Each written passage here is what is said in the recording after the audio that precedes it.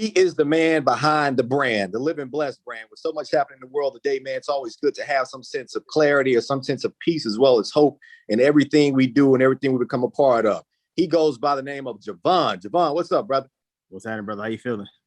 Doing good, man. Hey, I'm gonna dive right into it. Where did it come from? I mean, the vision, the brand, the message itself, man. Living Blessed is going viral. If you haven't checked it out, please, man, please, sirs, make that your business to support the brother and his movement, what he got going on in terms of living blessed. I love the concept and the message. Once again, how did it all come about, man? My bad.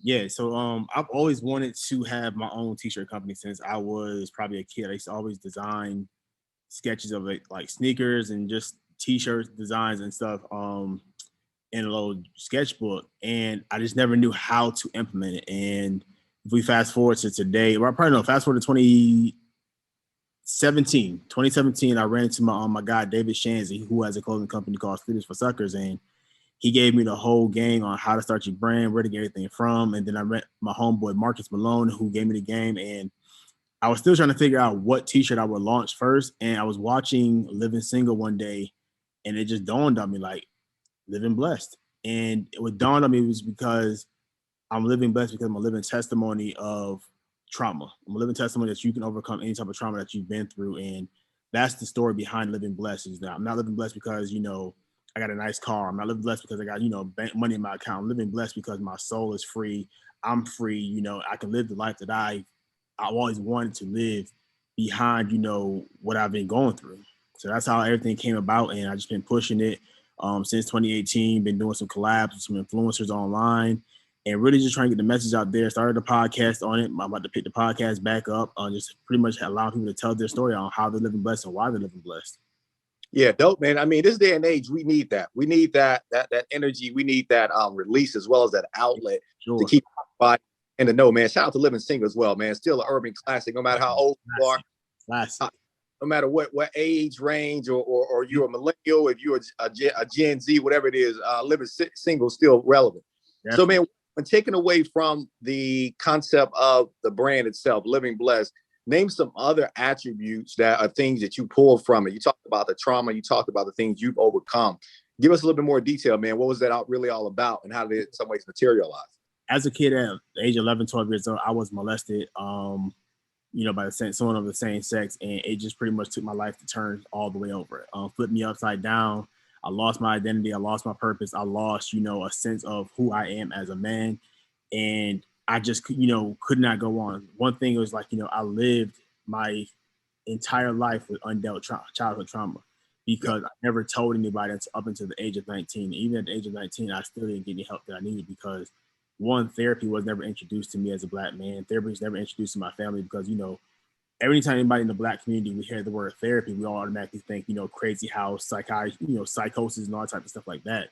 Yeah. So it wasn't until maybe 29 I went to my first therapy session, and from there it allowed me to release all of the pain that I've hidden inside, all the passion, everything that I've kept suppressed inside of me, from being molested to living a life of homosexuality to just being out there, drinking my life away some days in college because I just didn't know what to do with my suppressed feelings. Yeah. So it's just, when you don't know what to do with those feelings, you pretty much live out your trauma. You wind up falling in love with your trauma. You think that's a norm nowadays. And that's what I thought. I thought, what I was experiencing was normal. And I'm not saying, because everyone's story is different. My story is different from the next person's story, whoever may hear this, but it's just, for me, my experience is my experience. My truth is my truth. And I own it. I live it. I love it. And I thank God for pulling me through it. Yeah, man. And so normally, of course, with May being Mental Health Awareness Month, you tap into that trauma aspect of it. What were some of the key ingredients and some of the things you dealt with or you in some ways began to implement over time? Because, of course, I know it's a process. I know it's an exercise. Yeah. A lot of people test that. It's definitely something that doesn't happen overnight. What were some other key ingredients or things that you used that were effective to get you to that place of peace as well as just freedom, overall freedom? So definitely therapy. Therapy was definitely like very pivotal in my liberation because it allowed for me to see myself in a different light. It allowed for me to see myself in a way that the world sometimes, a lot of people from the world saw me. It was just I didn't see myself in the way I should see myself. So therapy was definitely a good thing. Journaling, I love a good hike. I love hiking because it allows me to kind of just steal away and just be one with nature. I just bought a bike, so I'm bike riding now. I'm traveling a lot more. I'm living the life that I should have lived at 11, 12, 13, 14, 15, and so on. And it's just, I had to pretty much take my joy back. I had to learn to take my peace back. I had to learn to pretty much, I had to relearn so much how to trust people again, how to trust men again, how to trust people who want to get close in my life. And I shut down because, you know, trauma taught me taught me to shut down. So it's just, I had to relearn everything. I had to relive, you know, everything. I had to pretty much write everything out. I had to pretty much say, okay, Joevan, what do you want your life to look like? How can you gain back control of your life? And that's what I had to do. I had to gain back control over my life. And it wasn't, definitely was a journey. It was definitely a process, but I'm appreciative of the process because I learned so much more about myself.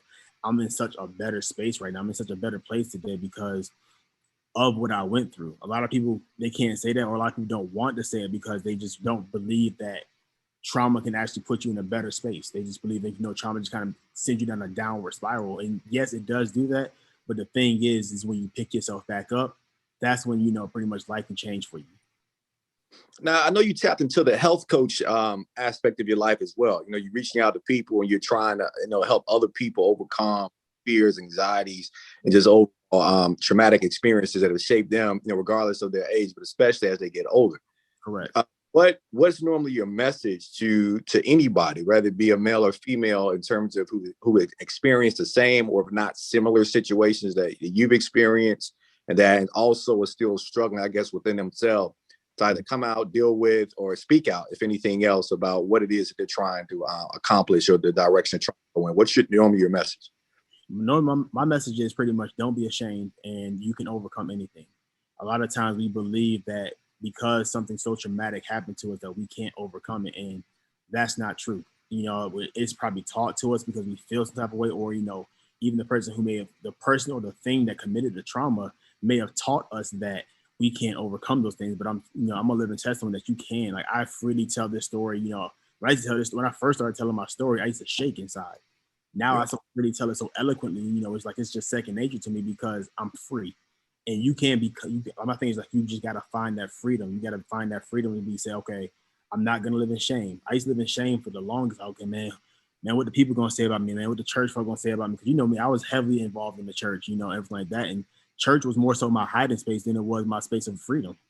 It was a place I could go to hide at. It wasn't, you know, because I thoroughly enjoyed church. I love church, you know, to this day. Don't get me wrong, but it was just I had so much judgment pinned up in my head about what people were going to say about me that I had to break free from all of that. So my message to people is that, you know, don't live in fear of being judged. Don't live in fear of being shamed. You know, don't live in those fears, because the people who love you the most, they will love you through it. They will love you while you're in it, and they will love you while you're getting out of it.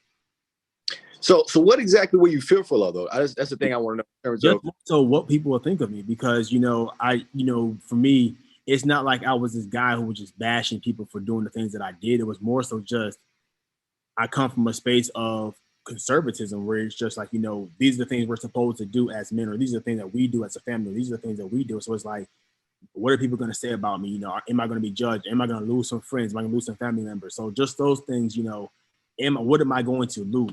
What I realized in all of that is not what I have, you know, what it took me so long to understand is not what I'm going to lose, but it's like, what am I going to gain from this? Yeah. I gained the platform. I gained the clothing line. You know, I gained a coaching program to help other men and women who've experienced the same exact things. Like, you gain so much more when you open your mouth and you share your pain, you share your trials and tribulations, when you share the experience that you went through and how you overcame it. You know, we are all overcomers by the power of our testimony. And that's what I've become, the overcomer. Like, you know, I've been sharing my story with so many people where it's helped them to start sharing their story and feel so comfortable and feel free and living the life that they live. So what do you envision yourself going within the next 3 to 5 years? You know, of course, as you draw it out and just think about the movement itself, you know, releasing trauma, like I said, mental health month, it shouldn't be just a month. It should be actually an entire, just daily, yearly thing that everyone exercises and pretty much free themselves of. But I mean, what you got now in the works in terms of next steps, next projects, next initiatives, so on and so forth? Yeah, so right now what I'm doing, I'm actually in school right now for becoming an actual mental health therapist. with a specification on trauma. So pretty much I should be finished next year, and then got to take all my exams and licensure exams and stuff like that. So once I do that, I will open my own.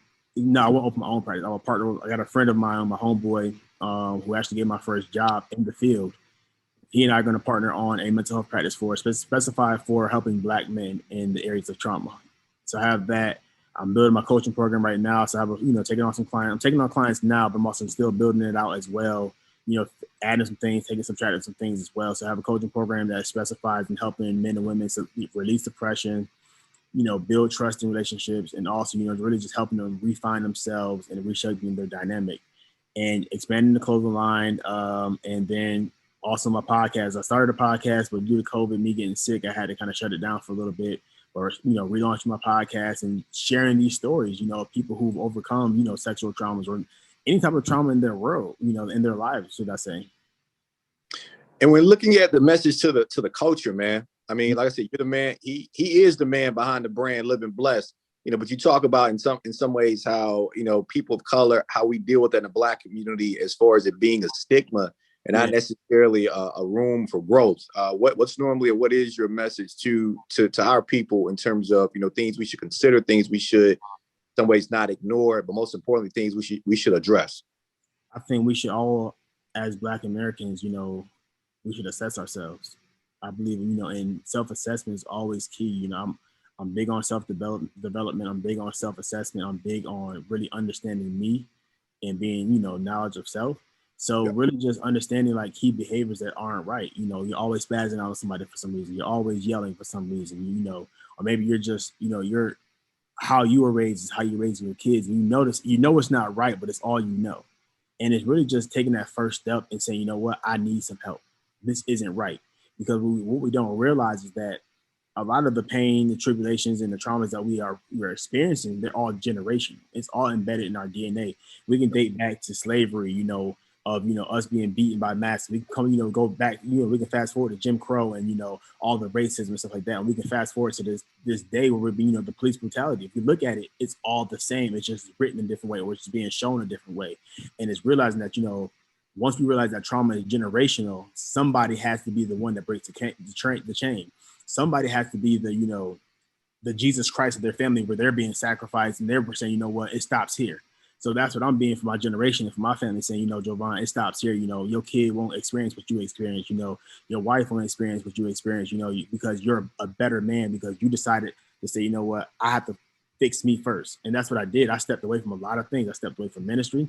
I stepped away from, a lot of clubs that I was involved in. I stepped away from so much to say, all right, Joevan, right now you are your main priority. And that's what a lot of people in our community have to do, make themselves a priority. We put so many things and so many people ahead of us that we don't make ourselves a priority to start focusing on us. I'm in therapy once a week, twice a week, many times I need to go see my therapist. I get on the phone, call her, say, hey, listen, I'm feeling this way. Just last week, my job stressing me out. I'm so self-aware now to the point where I feel it coming. It's time to tap out. It's time to go tap in, to my therapy. It's time to go tap into my books, my reading, my writing, everything that I do that I feel allows me to get that escape to, come back and regroup. I do that, and it's through self-awareness. Now, within that awareness scope, what are some other things you think you were able to pull from and that other people could apply as well? Because I always say awareness is always key in all that we do. As time goes along, as we learn, as we look back, as we're able to identify, as well as in some ways point out those things. Mm-hmm. What are some other, coping mechanisms that you say have helped you in some ways make that next step, or maybe even overcome in terms of your journey? Yeah, so I had to. My trauma it molded me into becoming a loner. So I had to stop being a loner and get around some people who love me and who know me. So I can go to the point now where I can go around some people who I know me, and they'll know something ain't right. And they'll say, yo, you okay? And I can be okay, and I'm feeling free and okay to say, no, I'm not okay. So the first step is saying, being okay with not being okay. Another couple mechanisms I would say would be to journal. I journal, I write, I get everything out of here, because a lot of times our minds can be our worst enemy, because we have so much jam-packed and we have so much thoughts and so much trauma and so many, some depression that we're dealing with, maybe some psychosis that we're dealing with, or, anything that we're dealing with is always going to be up in here. So I journal, I write everything I feel. I might do a note to self. I might just, do some meditation. I might listen to, I do some Tai Chi, some breathing exercises, just taking some deep breaths. Another simple one is just pulling away from social media. A lot of times we get so caught up in social media to the point where we feel like this has to be our life, or I'm not moving fast enough. What we don't realize is that we're moving at the pace that we need to move at. We just got to understand that this pace is meant for us to understand that there is some nugget or some gem or just something that we're supposed to get at every level of life that we're at. So I had to, be okay with being where I am in life. I had to be okay with, saying, okay, today's the day I'm going to shut my phone off, and that's my coping mechanism. Or today's, what I'm going to do, I'm going to go hang out with family because I just need to get away from business, or I need to get away from some things that's kind of just I've been dealing with. I don't know how to figure out how to deal with yet. Or I'm going to, I'm going to get up with the boys and, we're going to go shoot hoops, or we're going to go hiking, or we're going to go do whatever. So it's just finding what works best for you that you love to do. If you love photography, go be out there and be the best photographer and let that be your piece. If you love, walking and jogging, exercising, let that, be the best person that you can. So it's just, you have to find which coping mechanism works best for you. And then what you got to do is ride that thing out until the brakes, until the rubber falls off of it. Yeah, I actually was talking to somebody last week, and I told myself, I think every Black person needs a creative outlet. I think for sanity purposes, for balance, for just an overall method of peace and growth. I think every person of color, maybe just any, I'm definitely in some way speaking out for my people. I think every Black person needs a creative outlet. Something you just do on the side. If you can make some money with it, cool. If not, you still have that place of just balance, that place of peace, and just that center to yourself, or that place to yourself. Let me ask you this question. When looking at your journey thus far, of course, you are a single man. You're not married. You don't have any kids. Do you think this helped, or in some ways, did it help you in some ways to be a better man for marriage? And I say that a lot of people dive into marriage. A lot of people in some ways rush into it with knowing that there are still some traumas, there's still some issues, there's still some things in them that they're basically bringing over to their partner, or the person that they're marrying. Do you think it's been more effective for you to address these issues before you got married, or would it even matter if you were married or not, in terms of what you're dealing with? That's a great question. I believe it's important that you deal with it before you get married, because what happens is you wind up bringing everything, all of your baggage, into that marriage or into that relationship. And I know that because I've seen it happen with myself, where I brought all my baggage into a relationship. And what happened was I was suppressing a lot of things I was feeling inside. So I was never emotional. I was never, one to express how I'm truly feeling and stuff like that. So I feel like as a man, or just as for men in general, or even with women as well, we should always want to deal with what we have going on inside. And I think we have to be man enough and woman enough to say, you know what, I like you, I may love you, but right now is not the right time, because I need to become a better man. I feel like, everything that I experienced and everything that I've gone through and all the things that's built me into the man that we all see today has prepared me to be a great husband. I know that right now I'm ready to be a family man. I'm ready to have a wife. I'm ready to have some kids. I'm ready to, be fruitful and multiply with the one that God has made for me. And had you asked me this a few years ago, I probably would have said yes out of my immaturity. But knowing that, I probably would have shattered or destroyed another human being. And it's just, we have, like I said, we got to be mature enough for that. When I was living, my life of homosexuality, I would not date any women at all. A lot of friends, you should date somebody, I'm like, nah, I'm cool, because I don't want to destroy, I don't want what I got going on to destroy somebody else, because it's going to leave them scarred, and it's going to leave them traumatized as well. So it's just, you have to be mature enough and man enough or woman enough to know when it's the right time for a relationship. Sometimes you just need to be by yourself, and that's what I need to be by myself to deal with myself. And a lot of times, a lot of people, they just can't stand alone. Like, I'm in a building right now by myself, and I'm okay with it. Some people can't stand to be alone.